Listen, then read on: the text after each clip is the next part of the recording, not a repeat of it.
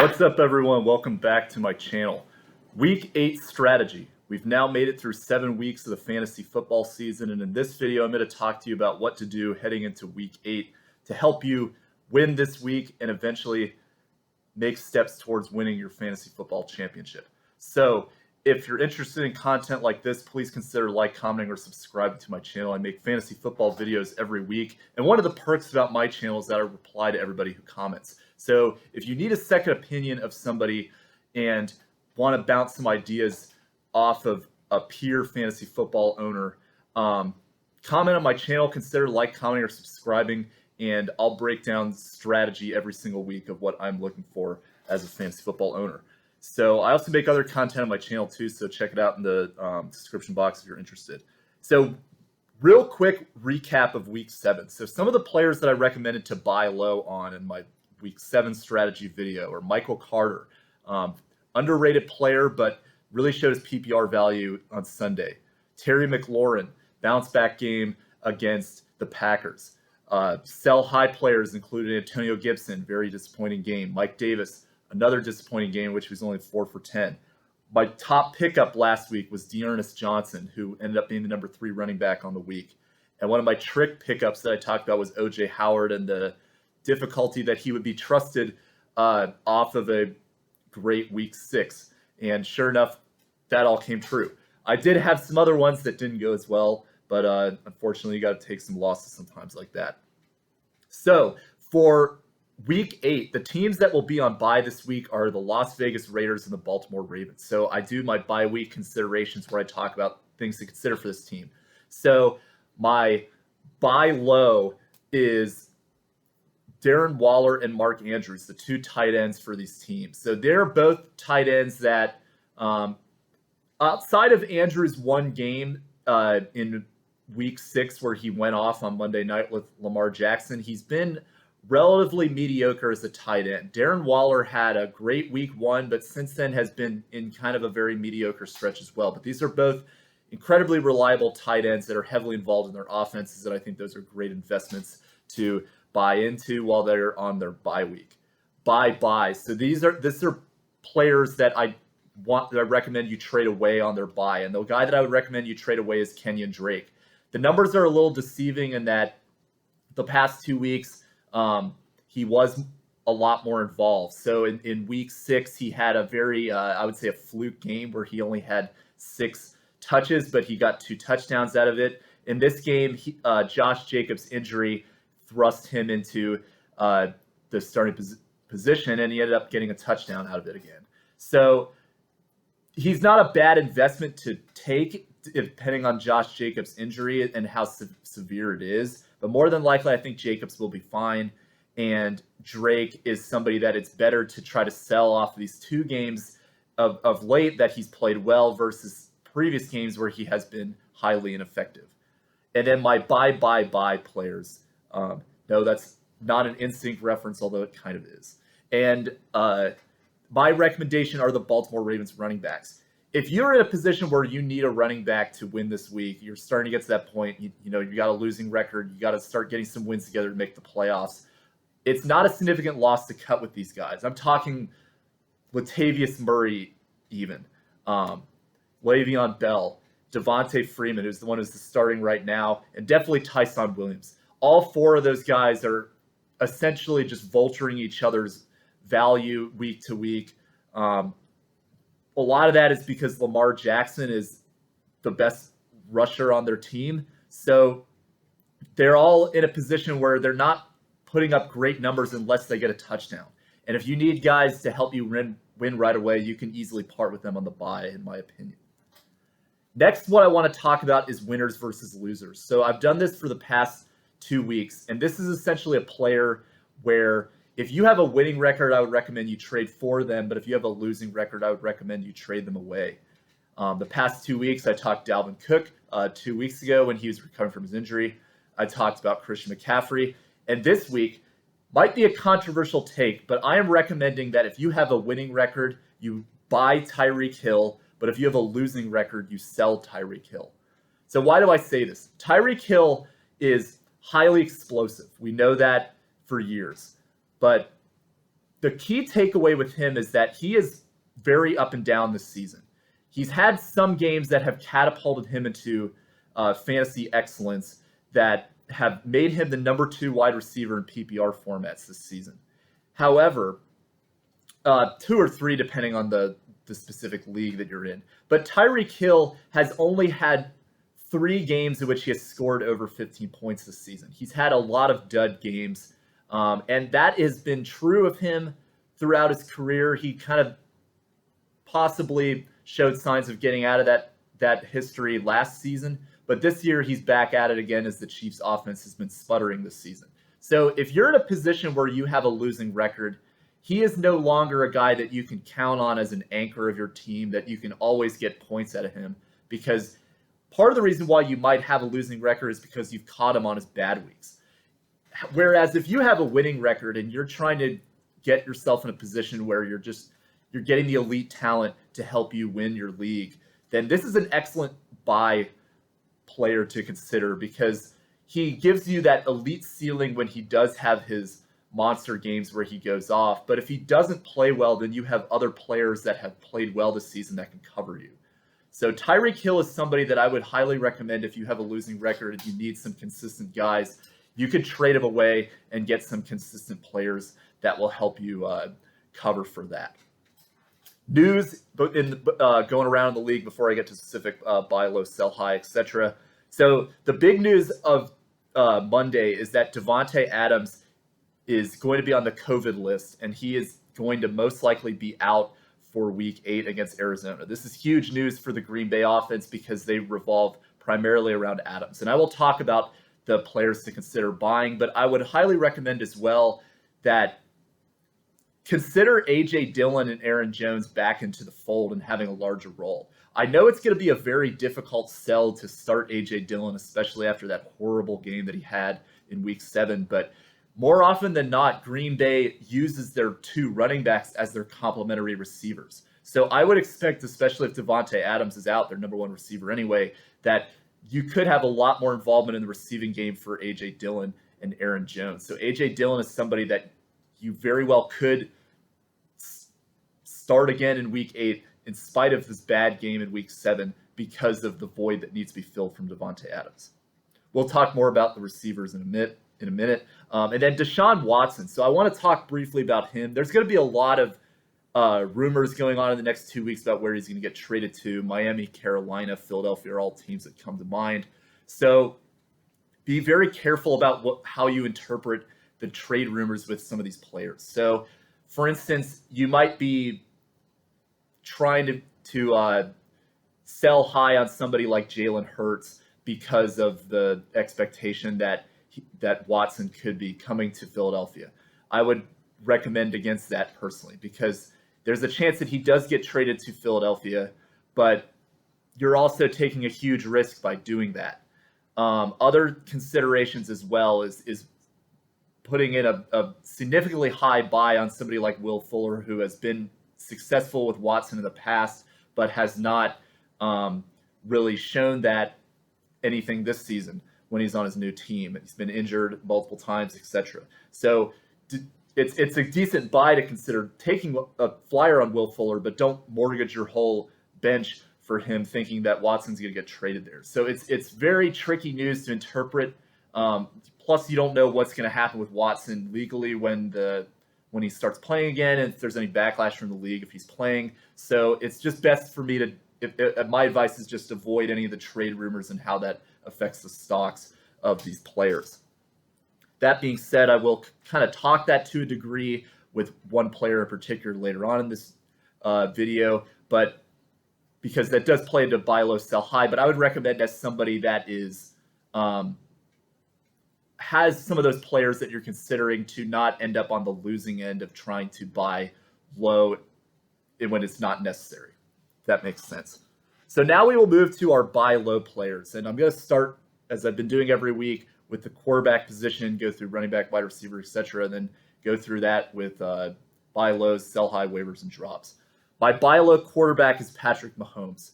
So it's going to be very difficult to try to convince somebody to buy or to try to sell him.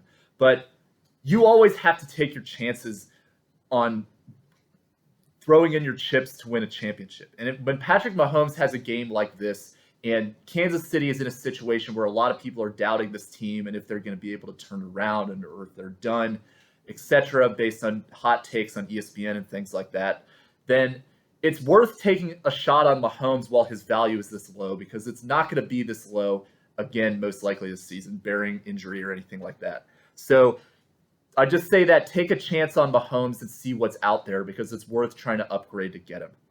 Other players to consider as well, Justin Herbert. I talked about him last week. He had a poor game leading up to his bye week against Baltimore. But he is coming back, and for the large majority of the season, he has been a very good quarterback. And that being said, he's already had his bye. So he's a player that gives you an extra week compared to a lot of these other quarterbacks. So even if you're making a relatively lateral move by trading Justin Herbert or Tom Brady for Justin Herbert, you get an extra week of production through that. So just consider that as well. The same thing applies with Josh Allen. Not really Ben Roethlisberger, but other guys like that have already, Dak Prescott, a good example. People that have already had their buys, that they get the extra week over some quarterbacks that are doing well, but still have their bye to go. And then a buy low player to consider as well, Carson Wentz. I really like the way Carson Wentz has turned around his play the last few weeks. They've identified more on running the ball, not asking Carson Wentz to do too much, and I think that makes them successful. It's kind of very similar to what Tennessee was doing with Tannehill when they switched out between him and Mariota a few years ago. Is kind of how I see it. Wentz has some great matchups next week. He's got Tennessee next week, so great opportunity there. And then he's got the Jets and the Jaguars. Later this season, he also has, right before their bye, they have Tampa Bay, which is another great passing matchup for them, and Houston, which is another good opportunity there as well. So this is a good buy low player to consider, especially since people are still have a lot of doubts about him. Teddy Bridgewater, I say, is another buy as well. He's not a player that I overall am super high on, but he's got Washington this week, which is becoming a team that you can always start the quarterback against, and you can generally be successful. Buy low running backs. My number one buy low running back is Darrell Henderson. Darrell Henderson had a very inexplicably bad game against Detroit that was set up very well for him, but he is still one of the most heavily involved running backs on his team. The target share is there. The snap count is there. For whatever reason, they just went away from the run in this game. But next week, he's got Houston, which is going to be a great matchup. Then they have Tennessee, which is a little tougher run defense, but there's going to be opportunity there because of the offense on the opposing side and the poor defense that they've demonstrated at times this season. San Francisco after that, which got gashed by a couple teams already this season.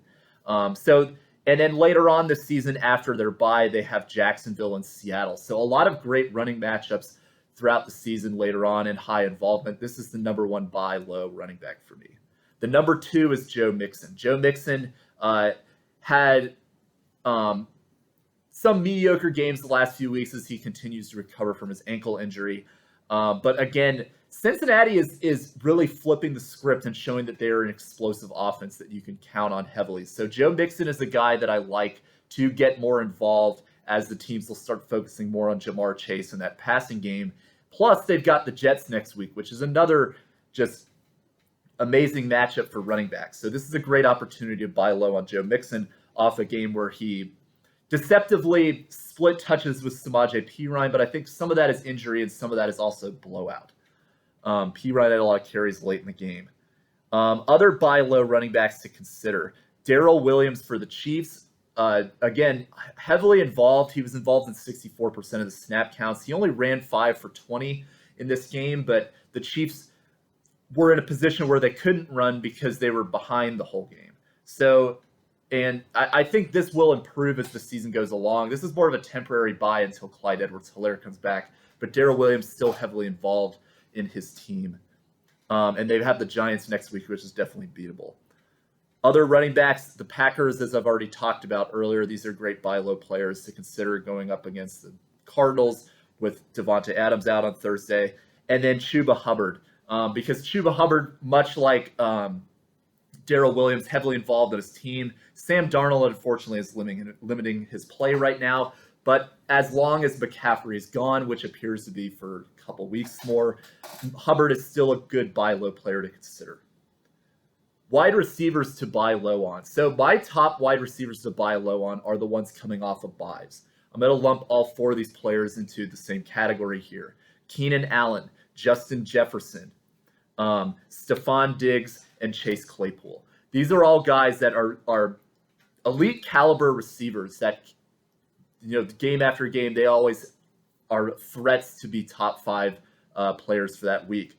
Have all kind of not necessarily broken out this season, and they might deceptively appear lower on the numbers board because of the fact that they've already had a bye and missed a game in terms of how they rank throughout the season. But again, much like I talked about with the quarterbacks, these guys have also already had their bye, and that is very significant as we move through the rest of the season. I'm going to talk about some players in particular of this group, but guys like Keenan Allen and Stefon Diggs, they are on very explosive offenses and have not had games where they've really stood out yet, but given how explosive these teams are, I suspect that will happen in the near future. Claypool had a very odd game against Seattle before they went on their bye where he was only 2 of 17, but I do think that will improve as the season goes along, and he's not going to put up games like that as we continue to progress. And we're also, Juju is out the whole season. It's him and Deontay Johnson are going to be the primary guys Big Ben is looking for at the receiving core. Other guys to buy low on. I've been talking about this for a while, but I'm still confident that he is a great buy low player is DJ Moore. DJ Moore he did turn it around a little bit this past week, but it hasn't really blown up yet. But DJ Moore has some great matchups as the season progresses, and he's got Atlanta this next week. So I am very confident that DJ Moore will turn it around and be a guy that is heavily involved because he already is receiving a huge target share on this Carolina team.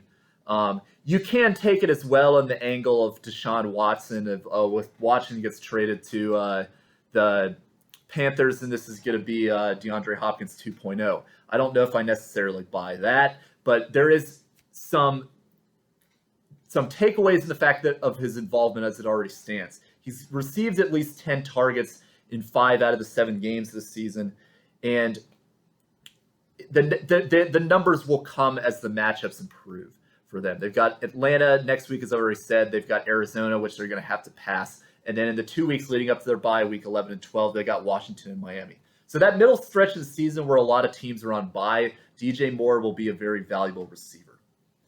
Other buy low receivers to consider are Sterling Shepard. Again, highly dependent on if he's healthy, but he does get Kansas City next week. And Kansas City's defense does not look good at all right now. And New York has got a plethora of injuries. So if Sterling Shepard comes back healthy, he will be a threat to be a top 10 wide receiver for that week. Calvin Ridley as well. I know Ridley was relatively disappointing, 4 for 26 and a touchdown in a game where I recommended to buy low on him. But again, he is still heavily involved in that game, as we saw. I do think that it will turn around for him as well. So I still think it's a good opportunity to try to buy low on somebody like Calvin Ridley as you progress through the season, because they've got some great matchups as well as the season progresses. Buy low tight ends. So my number 1 buy low tight end is Travis Kelce. Travis Kelce kind of falls into that same category of Patrick Mahomes, where you could doubt yourself into thinking that Kansas City is done and they're not going to ever get back to the way they were in the past. But Travis Kelce is somebody that is heavily involved on this team. He is a target machine. The past 3 weeks, he's gotten 10, 11, and 12 targets. He has not had a touchdown against Washington and Tennessee, which were both positive matchups, and he also hasn't eclipsed 20 points since week 2.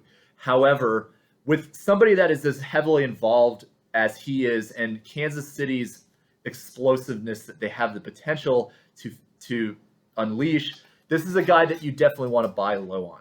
There's very few tight ends in the league that are as involved as him, and have had the track record of him. So this is a guy that you want to try to put in your chips for because he is somebody that you can always lock in. This is arguably the last 5 weeks for him has been disappointing if you own Kelce, but he's still been a top 5 tight end, and he ranks the number 1 overall tight end on the season. So buy low is what I'm basically saying. Dallas Goedert, another player I would recommend buying low on.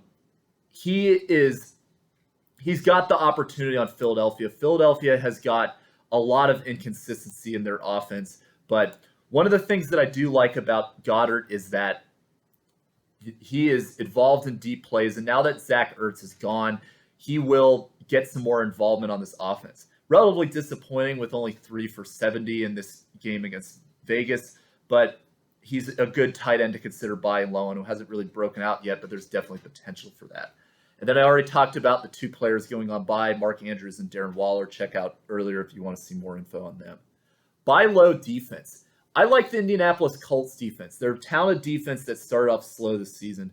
They've got a tough matchup in Week 8 going up against Tennessee that might be not recommendable to start them depending on what other options there are out there. But the next 2 weeks after that, they've got the Jets with Zach Wilson out, which is going to be just an amazing matchup. And then they've got the Jacksonville Jaguars, which have got their own fair share of issues as well. So about as good of a 2-game matchup as you can get for those 2 weeks. I would try to consider buying low on the Colts as you're preparing for weeks 9 and 10. Sell high players. So my quarterback I would recommend to sell high on is Tua. Tua has had some good performances so far this season, stat-wise, but has struggled as a quarterback. You could again take the angle of Deshaun Watson here, is if he's going to get traded, is it worth? He's somebody to try to sell, but I think if you take Deshaun Watson out of the picture, he's still somebody that I would recommend trying to sell high on anyway, because he's got the Buffalo Bills in Week 8 for 1, very good defense, and 2, his play has been justified against some poor defenses. So he had Jacksonville in Week 6, and then he had Atlanta in Week 6, and then Atlanta in Week 7, which are not good defenses. He's going to have some tougher ones later on this season, and he makes some pretty bad turnovers. The one interception where he was getting sacked and then he just tossed it up in the middle of the field, that was one of the worst interceptions I've ever seen. So this is a good player to consider selling high on, even if you take Deshaun Watson out of the equation. And then Mac Jones. I like Mac Jones long-term as a quarterback. I think he will be a very reliable player for the Patriots moving forward. But this is a good opportunity to try to sell him after a 22-point game. So Mac Jones, 307 yards and 2 touchdowns. Also rushed for 19 yards. But the vast majority of the season, he has not been a stats guy. He's been managing the game. He does what he does to get the team to win, but this is a team that revolves around pace of play, defense, etc. So this is a good opportunity in a game where they blew out the Jets and everybody got a ton of stats for this game to try to flip Jones if you already have him on your team for somebody that will be more reliable for you. Running backs. So my sell high running back, maybe a controversial take here, but Elijah Mitchell. Elijah Mitchell had 18 carries for 107 yards and a touchdown, looked heavily involved. And he had a stretch where he was injured this season, but in the 2 games where he was healthy and ready to go, Week 1 and Week 7, he looked great. But I'm telling you, this 49ers offense and running backs, you cannot predict them. I would not be surprised at all within 2 weeks if we're questioning who the running back of this team is again, because that's what Kyle Shanahan does. You may see Trey Sermon get back into the fold. You may see JaMychal Hasty coming off of his injury getting back to the fold. That's a little more realistic to me. And then you got Jeff Wilson Jr. later on. So while there's going to be a lot of people that I think are going to be tricked into thinking that Elijah Mitchell is going to break this trend, and I personally do not see that. So I think this would be a good opportunity to try to sell him after a pretty good game in which they were running the ball a lot anyway because they were playing in the rain. Khalil Herbert, another one to consider selling. a lot of this is mostly because of the David Montgomery injury situation, is that when he comes back healthy, what is Herbert's role going to be? We said this about Damien Williams, but Damien Williams, an older running back. David Montgomery, if he's back healthy, is going to be the guy. Khalil Herbert is somebody that I would recommend you try to sell if you're looking for a more long-term piece. But if you're somebody that you're looking for a short-term win, they get San Francisco next week, might be a little better of an outcome, because frankly, this team is going to have to run the ball in order to compete. James Conner. So James Conner, I say that because he is a heavily touchdown-dependent player that you cannot rely upon. James Conner has had some awesome games in which he scored 20 points, I believe, in week 3 and 4. But you look at the rest of the season, and he's actually been quite disappointing. So I'm going to pull up Conner's numbers real quick, but he has not eclipsed positive production for quite a while. So, and the reason I bring this up is that this is a good opportunity of people that are under the impression that he is going to have control of this backfield based on some of the games he's had this season. It's a good opportunity to try to sell him because he's had opportunity, not really taken advantage of it. So the past 3 weeks, he had 10 points against San Francisco. Cleveland, he had 8. Houston, he had 12.4 off 10 carries and a touchdown. They do have some decent matchups coming up. They've got Seattle in week 11. They got the Bears in week 13, but they've also got a lot of tough defenses. They got the Packers, which are a better run defense than you'd expect. They've got Carolina, which is still a good run defense despite their troubles right now. The Rams in week 14. They've got Indianapolis. There's a lot of difficult challenges. So I would, and I talked about Chase Edmonds, and he hasn't broken out yet, but I would not be surprised if it eventually flips back over to him. Conner is somebody I would recommend trying to sell still off of those weeks 3 and 4 performances. Other guys that I would recommend are good sell-high players include Kenyan Drake, as I already talked about earlier. Damien Harris, I'm going to talk about him in a little bit more detail in a sec when we get to our record-dependent sells. And then the handcuffs. So if you have a handcuff of somebody that's now healthy, like an Alexander Madison for Dalvin Cook, or a Dearness Johnson for Nick Chubb, who's expected to play in week 8, sell them to the owners of these teams to get value to help you win now, because they're not doing anything for you unless you have the starter in case they get hurt. Wide receivers to sell high on. One of my number one players in general to sell for this week is Mike Evans. So a game in which Mike Evans had 6 receptions, 76 yards, and 3 touchdowns. So a touchdown every reception is, 1, not realistic or sustainable, I mean to say. And then 2, Mike Evans has shown multiple games this season where he has been highly inconsistent and unreliable. So Mike Evans has had, and this has been like that throughout his career the past few seasons. He had 5 points in week 1. He had 24 points in week 2. He had 8, this is full PPR by the way. He had 18 in week 3, 29 in week 5, 4.7 in week 6, and then he had 31.6 in week 7. So you're getting an up and down roller coaster ride. I would try to recommend, if you could get Justin Jefferson for him, I would definitely do that, because Justin Jefferson a lot more consistent. Even when he's not getting touchdowns, he is a great floor player who is very consistent for you. Other guys to sell. So Michael Pittman, only if you can get an elite receiver.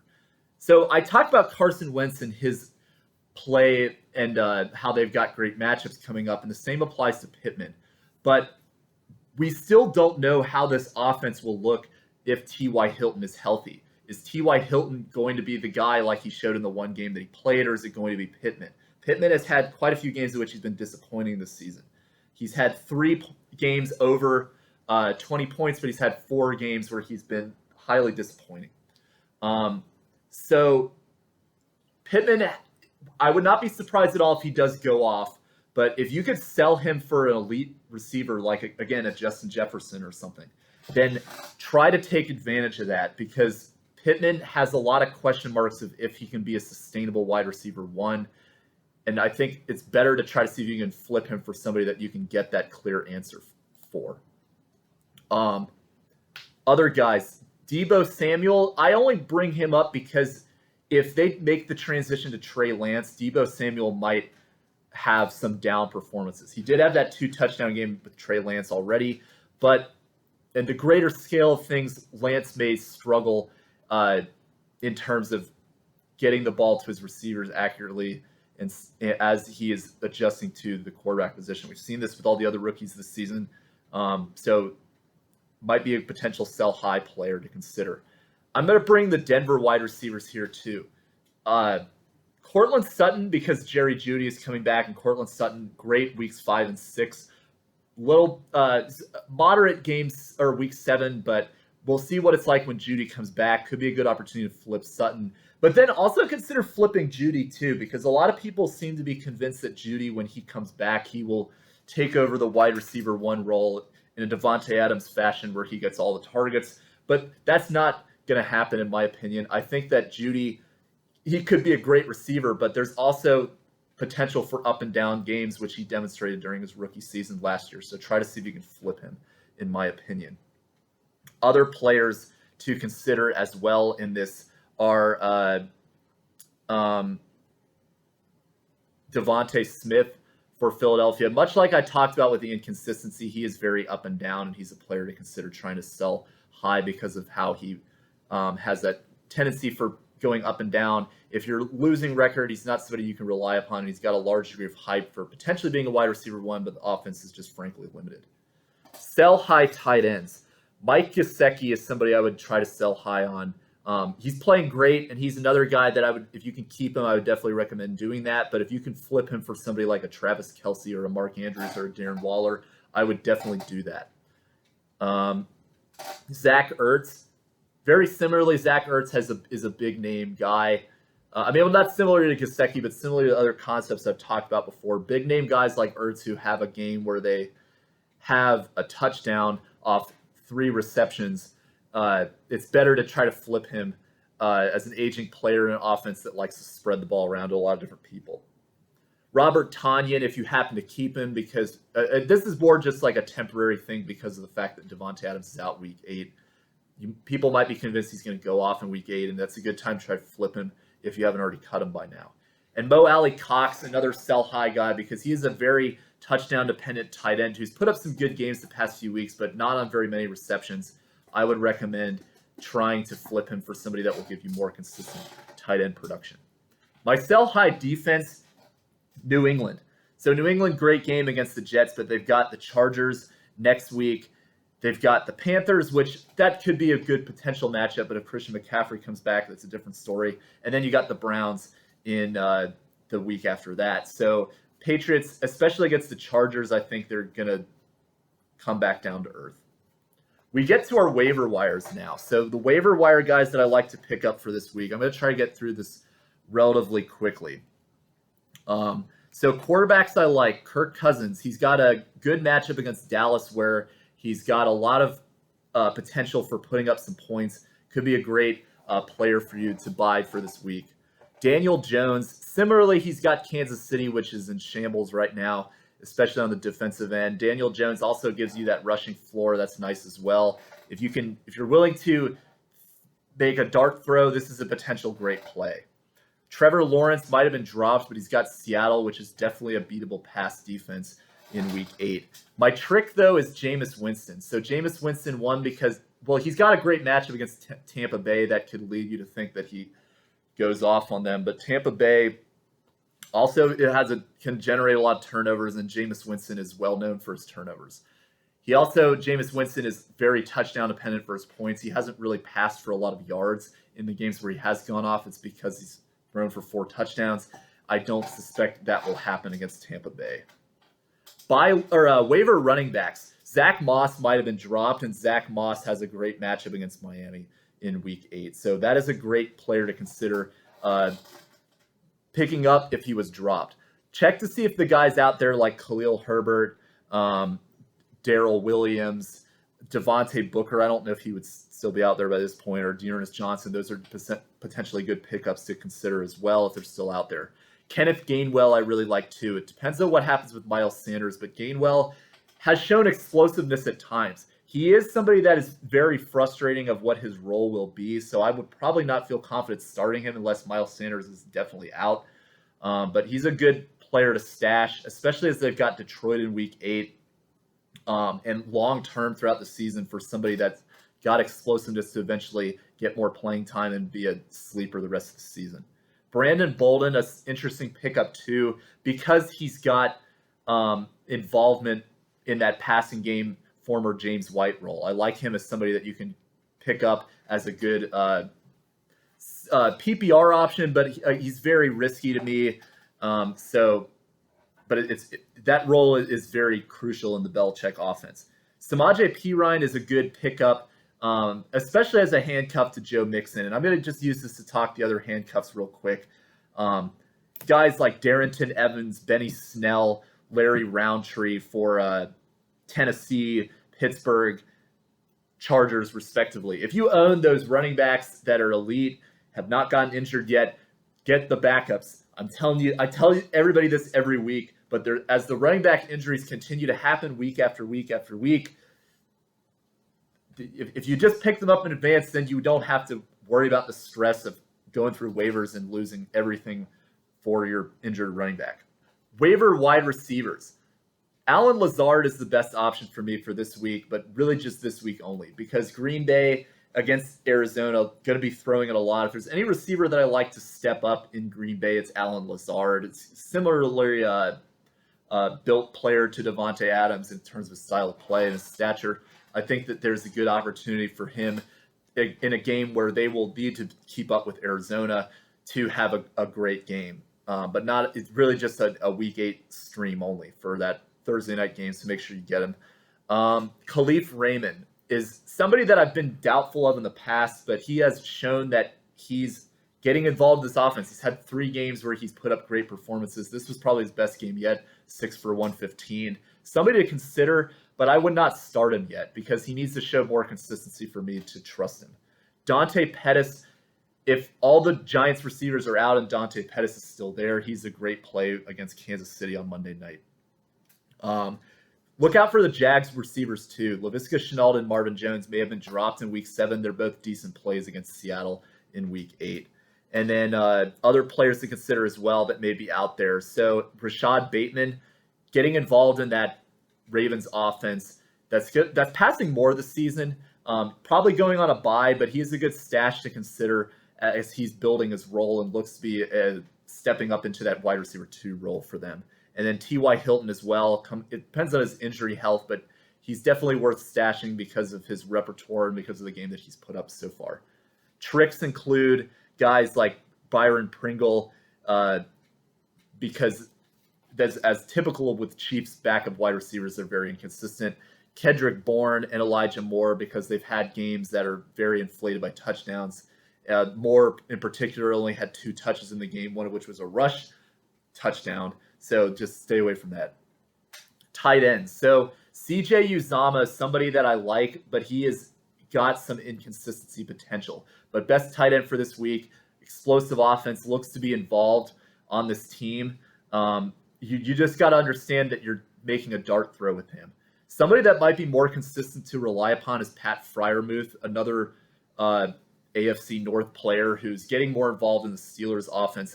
I believe had 7 receptions against Seattle in Week 6. He's got some great opportunity to step up into that role as Juju Smith-Schuster is out. So keep an eye on Freiermuth. He's kind of got likely somebody who's gotten forgotten about.